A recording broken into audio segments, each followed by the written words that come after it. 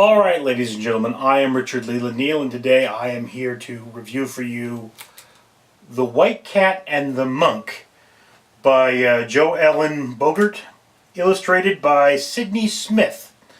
Now, this particular, to say it's written by Bogart is kind of a misnomer, because this is actually a translation, I believe, from an Irish poem written by an unnamed monk, who of course shared his chamber with a cat, and it is simply the observation of him regarding his cat and how they both work at their own labors.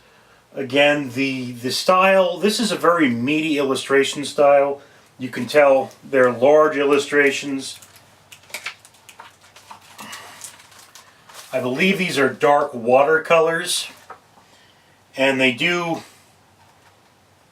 have something of a life beyond the page. You can tell up here it's not a perfect image, it's intentionally spilling over. And I believe, because if you look at the back you see the monk reading, but at the time that this monk actually wrote, I don't recall the exact time, but the time he wrote, which I think is sometime around the 13th century.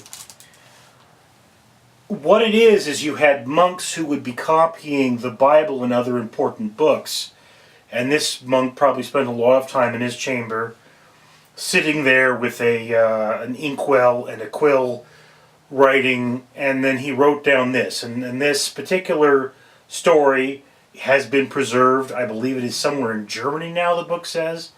And the interesting thing, of course, is we never knew the monk's name, but we knew that he had a white cat.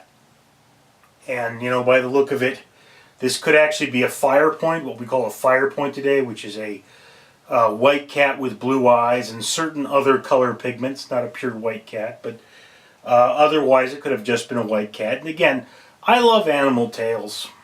And whereas the original intended audience for this, way back when, was not children, because it is a short poem with few words, it is children. And one must have to point out, this is a darker aesthetic than children would be more used to. So this is kind of thing that it's better for bedtime, reading as a bedtime story, than it would be as a playtime story, because the darker imagery just might put your kid to sleep.